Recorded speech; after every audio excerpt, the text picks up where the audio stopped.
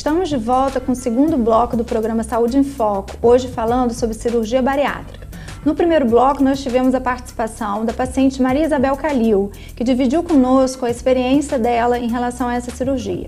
E agora a gente está recebendo aqui no estúdio o Dr. Carlos Gicovati, cirurgião do aparelho digestivo, especialista em cirurgia bariátrica. Dr. Carlos, em primeiro lugar, quero agradecer a sua presença aqui. Eu que agradeço o convite. É muito bom participar do programa para poder ajudar os pacientes a entender um pouco mais sobre a cirurgia. Então, eu gostaria, Dr. Carlos, que você começasse falando como que a cirurgia permite que o paciente com obesidade perca peso. A cirurgia ela faz parte de uma mudança no estilo de vida do paciente. Ela ajuda o paciente a perder peso porque existe uma redução do tamanho do estômago, às vezes reduzimos também o comprimento do intestino, e o paciente, utilizando esse artifício da cirurgia, da redução do estômago, junto com uma alimentação saudável, junto com o exercício físico, ele consegue emagrecer. A cirurgia ajuda, mas é uma ajuda de 10%. 90% do emagrecimento depende do paciente. Aquele paciente que entende isso muito bem antes da cirurgia e usa a cirurgia em benefício próprio para ajudar na mudança, ele consegue ter bons resultados. Quais são as indicações hoje? Inclusive, a gente sabe que mais recentemente houve uma ampliação aí nesse leque, né, de doenças associadas para estar fazendo para o paciente ser indicado para fazer cirurgia bariátrica. Então, hoje, quais seriam as principais indicações do paciente com obesidade fazer cirurgia bariátrica? No início do ano, o Conselho Federal de Medicina ele ampliou as doenças que acompanham a obesidade e entram na indicação da cirurgia. A indicação ela se baseia principalmente no índice de massa corporal, do IMC. É uma conta que se faz usando o peso e a altura. Quando o IMC é maior que 40, ou seja, o paciente tem obesidade mórbida, a cirurgia está indicada. Ou um pouco mais abaixo, o IMC entre 35 e 40, a cirurgia também está indicada na presença de alguma outra doença que justifique a cirurgia. Essa outra doença, que até pouco tempo atrás eram poucas, se ampliou e hoje não só pressão alta, diabetes, colesterol alto, doenças nas articulações é uma indicação da cirurgia, mas também depressão, refluxo gastroesofágico, infertilidade, síndrome do ovário policístico, gordura no fígado. Então, essa ampliação veio mostrar para o meio médico os benefícios da cirurgia. Se ela não tivesse benefícios, ela não teria a sua indicação ampliada. Ampliada, certamente.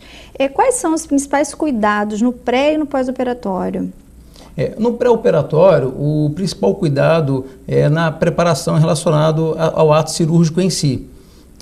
Perder algum peso antes da cirurgia, alguns pacientes precisam perder peso antes da cirurgia.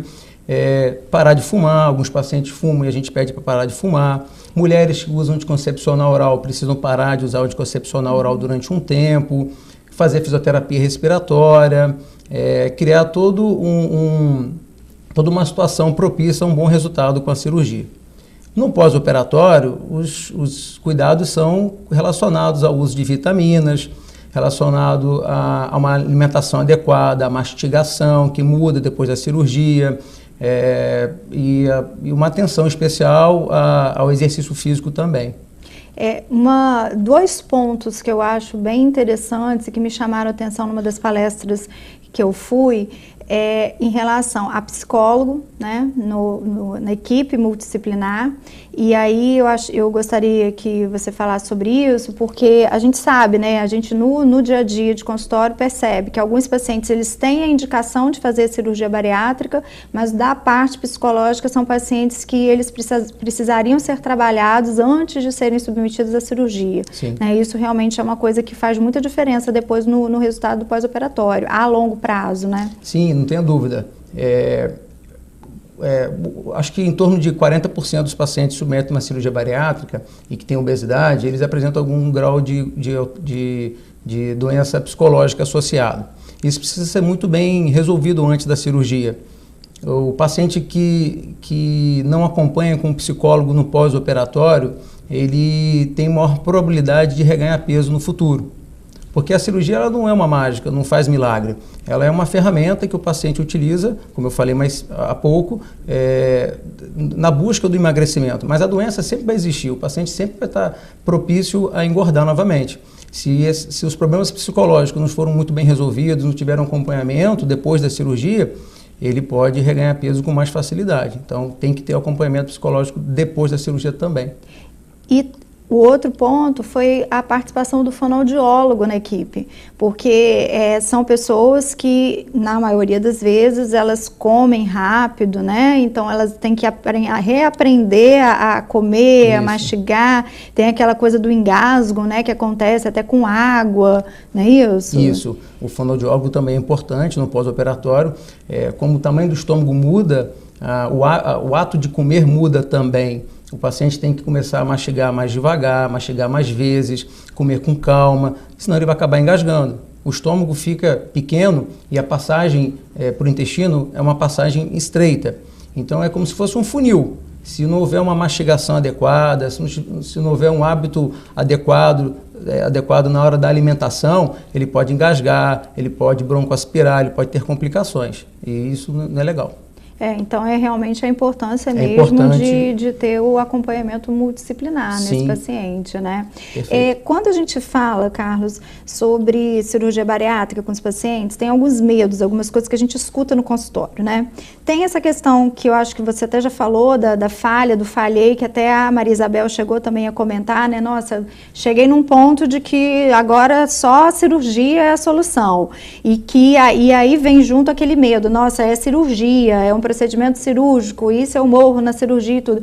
E eu acho que aí é importante destacar o quanto a obesidade é uma doença que traz a reboque uma série de problemas de saúde e às vezes a pessoa não para pensar nisso, né? Então, fala um pouquinho sobre esse, depois eu vou te falar de outras coisas, de outros pensamentos que vêm à cabeça dos pacientes. Eles têm medo em relação ao pós-operatório, ao emagrecimento em si, qual é o aspecto que vai ficar relacionado ao excesso de pele, qual é o aspecto estético depois da cirurgia, e tem medos também relacionados ao uso das vitaminas, se vai tomar vitamina durante muito tempo, e tem a vitamina que é na forma de injeção intramuscular. Então esses medos existem, por isso que o preparo no pré-operatório é importante para o paciente entender tudo aquilo que vai acontecer no pós-operatório. Se ele não entende muito bem o pré-operatório, ele não vai ter um bom pós-operatório. Então, isso tudo tem que ser muito bem avaliado antes da cirurgia para poder ele ir para a cirurgia já sabendo tudo aquilo que vai acontecer. Existe queda de cabelo? Existe o excesso de pele? Existe, mas ao mesmo tempo ele está adquirindo saúde, adquirindo hábitos saudáveis e isso tudo tem que ser muito bem pesado pelo próprio paciente antes da cirurgia, antes dele decidir pela cirurgia. Com certeza. A gente vai fazer um breve intervalo, mas não saia daí, porque a gente volta no terceiro bloco falando mais um pouco sobre cirurgia bariátrica.